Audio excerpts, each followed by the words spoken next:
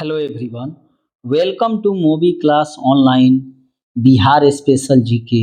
और इसमें हम लोग बिहार के भूगोल को पढ़ रहे हैं, जिसमें उत्तर बिहार की जो नदियां हैं उसी को हम लोग कवर कर रहे हैं। इससे पहले हम लोग उत्तर बिहार की नदी गंडक नदी एवं गंडक नदी को कवर कर चुके हैं। और ये उत्तर बिहार की तीसरी नदी है जिसका नाम है घाघरा। आइए मैप के माध्यम से इसके फैक्ट्स को समझते हैं। और ये वीडियो 3 है। घाघरा नदी, ये वही घाघरा नदी है जिसका उद्गम स्थल मपचाचुंग हिमनद तिब्बत का पठार है, अर्थात मानसरोवर झील। और ये वहीं से निकलती है। ठीक है। और घाघरा नदी जो है यह एक ऐसी नदी है जो आपको तिब्बत, उसके बाद नेपाल और उसके बाद भारत देश पहुंचती है।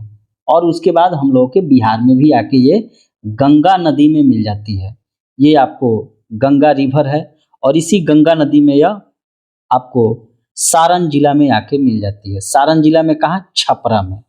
छपरा जो है वह लिट्टी चोखा के लिए प्रसिद्ध है। छपरा पे बहुत सारे भोजपुरी गाना है यहाँ। ठीक है। तो ये मपचा सुंग या चुंग हिमनद तिब्बत के पठार से निकलती है। हाल ही में मैं आपको बता दूं कि उत्तर प्रदेश की जो सरकार है योगी साहब की, उनके द्वारा घाघरा नदी का नाम बदलकर हमेशा के लिए कर दिया गया है सरयू नदी। अब इसको सरयू नदी के नाम से भी, अब इसको सरयू नदी ही सरकारी कागजों में पढ़ा जाएगा। ठीक है। और हालांकि जब ये उत्तर प्रदेश में पहुंचती है तो इसको सरयू कहा जाता है, लेकिन आगे चलकर इसका नाम घाघरा हो जाता है। तो अब घाघरा कहीं लिखा हुआ नहीं मिलेगा। अब आपको जब भी मिलेगा तो सरयू नदी मिलेगा। इससे संबंधित कुछ और चीजों को हम लोग आगे चर्चा कर लेते हैं। घाघरा नदी जो है, अर्थात इसके यह अयोध्या उत्तर प्रदेश में ये आपको प्रवेश करती है। ठीक है। और वहां इसको सरयू नदी के नाम से जाना जाता है। इसके पीछे कुछ पौराणिक कथाएं हैं, जैसे भगवान श्री राम के बारे में।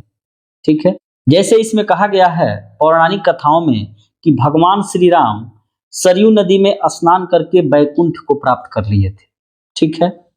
सरयू नदी यूपी के कई अन्य जिलों से होकर बहती है। ठीक है। और यह नेपाल से बहराइच होते हुए गोंडा तक घाघरा नदी कहलाती है। ठीक है। अगर देखा जाए तो ये उत्तर प्रदेश के बहराइच,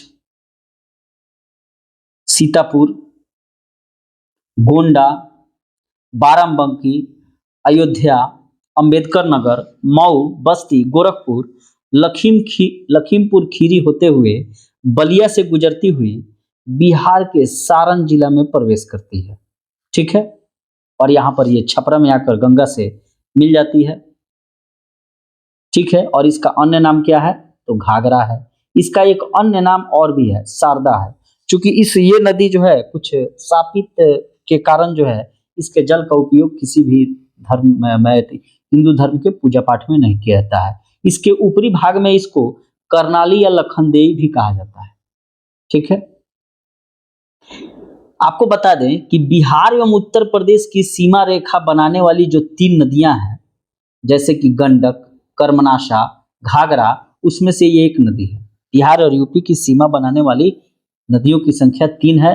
एक तो गंडक है, दूसरी कर्मनाशा है, तीसरी घाघरा है। उसमें ये एक नदी है। ठीक है। घाघरा नदी की अगर कुल जल ग्रहण क्षेत्र को देखा जाए तो 3000 किलोमीटर इसका जल ग्रहण कैचमेंट एरिया है और इसकी कुल लंबाई 1080 किलोमीटर है। आपको बता दें कि गंगा की सबसे लंबी सहायक नदी, गंगा की सबसे लंबी यूपी में सहायक नदी कौन सी है? तो वह घाघरा ही है।